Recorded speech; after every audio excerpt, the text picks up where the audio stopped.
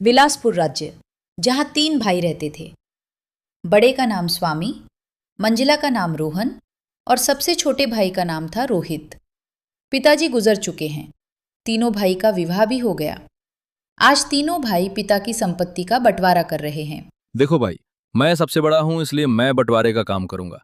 बोलो, तुम लोगों को मंजूर है? भैया, मैं तो मंजला हूँ। आप जो बोलोगे मुझे स्वीकार है। भैया, आप दोनों तो मेरे बड़े भैया हो, मैं तो सबसे छोटा हूँ। आप लोग जो फैसला करोगे मैं उसे स्वीकार कर लूंगा। पिता के जाने के बाद आप दोनों को मैं पिता स्वरूप मानता हूँ। तो फिर ठीक है, सबसे पहले हम खेतों का बंटवारा करते हैं। देखो भाई, हमारे पास 2 खेत हैं और 1 मेड है।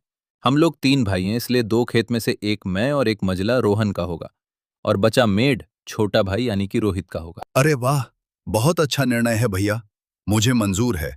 कहो रोहन, तुम तो चुप हो गए, क्या तुम्हें मंजूर नहीं? नहीं नहीं भैया, आप जो कहेंगे वो मुझे मंजूर है। अच्छा तो ठीक है, अब बारी आती है हमारे पिताजी द्वारा लगाए गए आम के पेड़ का। चलो अब आम के पेड़ के पास चलते हैं। अब तीनों भाई आम के पेड़ के पास आते हैं। आम के पेड़ में 2 डाली हैं। दोनों डालियों में आम के फल लदे हुए हैं। देखो भाई, ये है आम का पेड़। अब इसका बंटवारा भी कर लेते हैं। देखो, इसमें 2 डाली हैं और 1 जड़ है। इन 2 डाली में से 1 डाली मेरा होगा और 1 रोहन का होगा और जड़ विक्रम का होगा। बहुत अच्छा भैया, ये फैसला भी मुझे मंजूर है। आप लोग तो बड़े हो, मैं तो सबसे छोटा हूँ। मैं भला आप लोगों के बात को कैसे टाल सकता हूँ? मुझे भी मंजूर है भैया। अब तीनों भाई घर के पास आते हैं। अब घर का बंटवारा भी होना है, तो फिर ठीक है, अब बारी आती है इस घर की। इस घर में 4 कमरे हैं और 1 छत है। 2 कमरा मेरा होगा और 2 कमरा रोहन का, और जो खप्पर का छत बच जाएगा वो रोहित का होगा। स्वामी के इस फैसले से रोहित बहुत दुखी हो जाता है।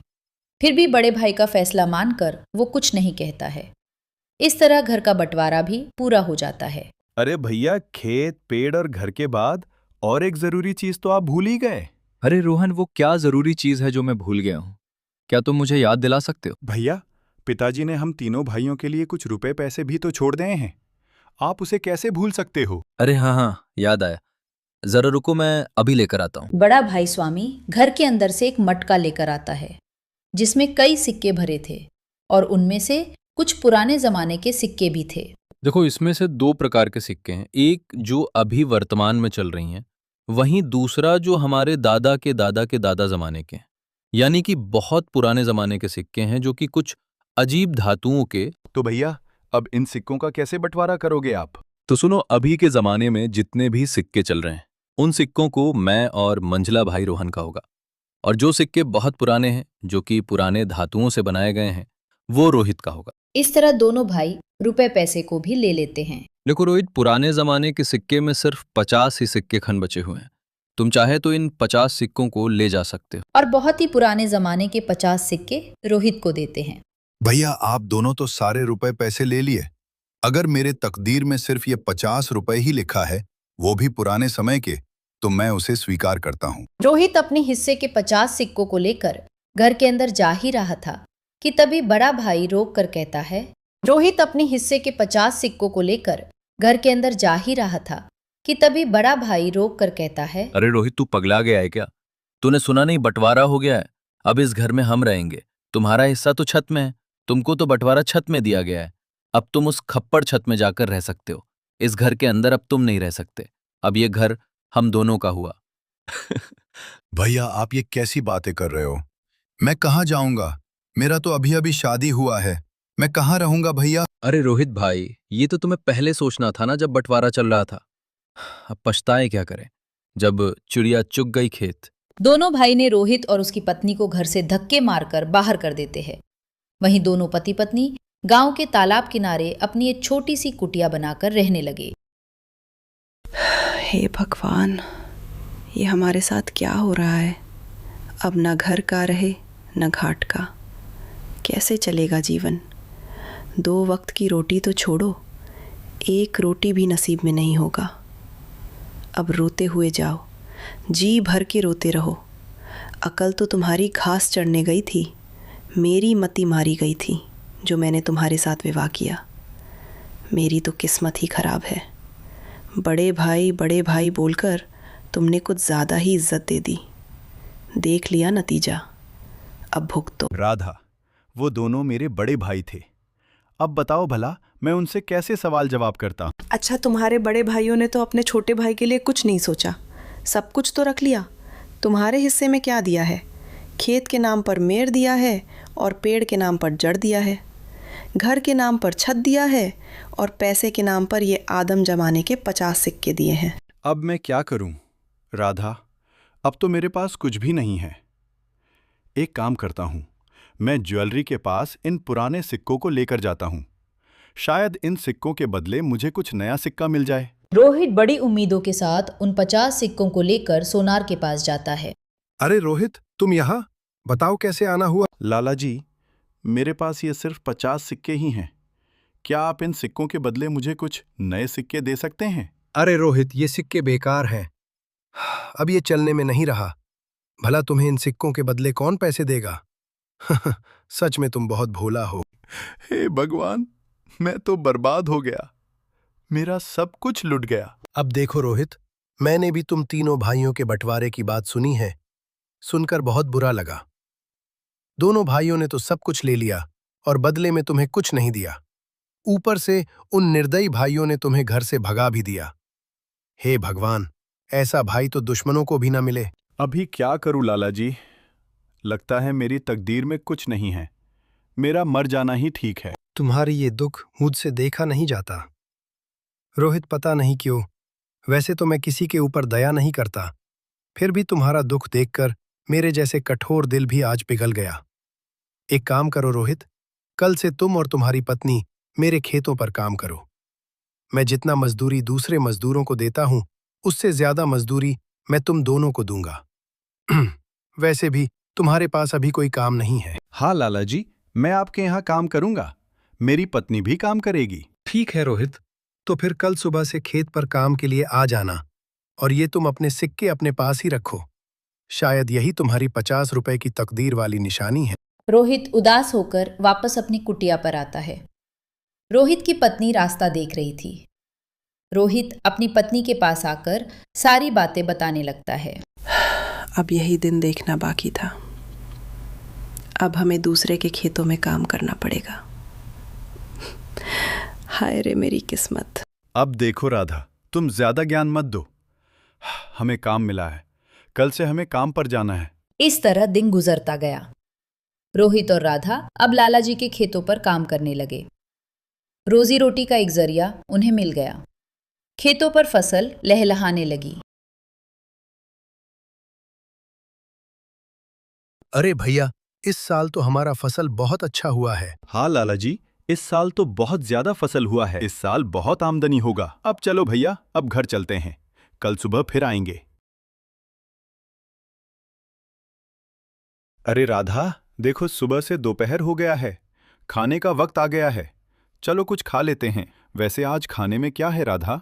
घर में जो भी थी रूखी सूखी सब ले आई हूं, जाकर ठूसो। अरे राधा, क्या हुआ?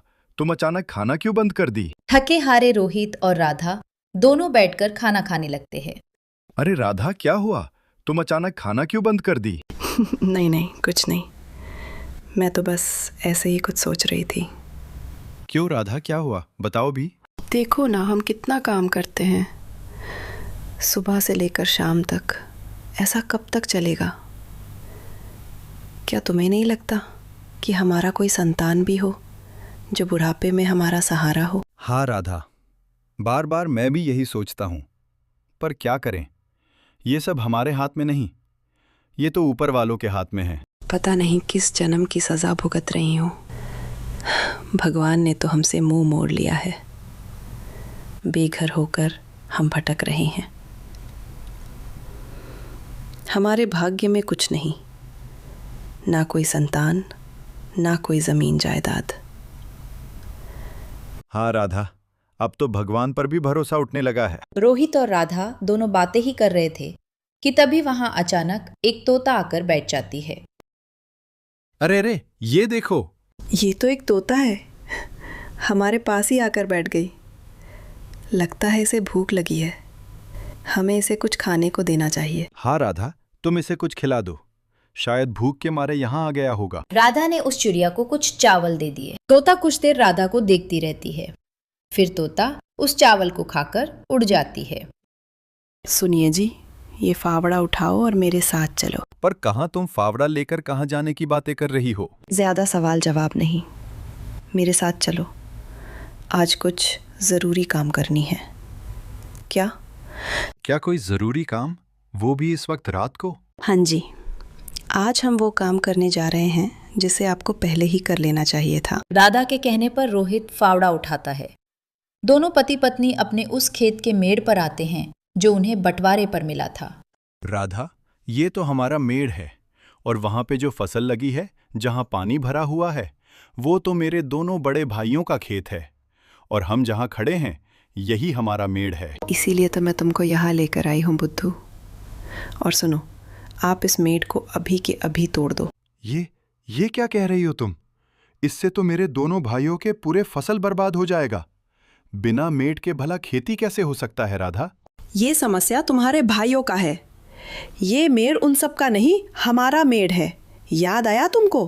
तुम्हारे भाइयों ने तुम्हें मेड़ दिया था, तो अब हमारी मर्जी, तोड़े या रखे। अरे वाह राधा, वाह, मुझे पता नहीं था।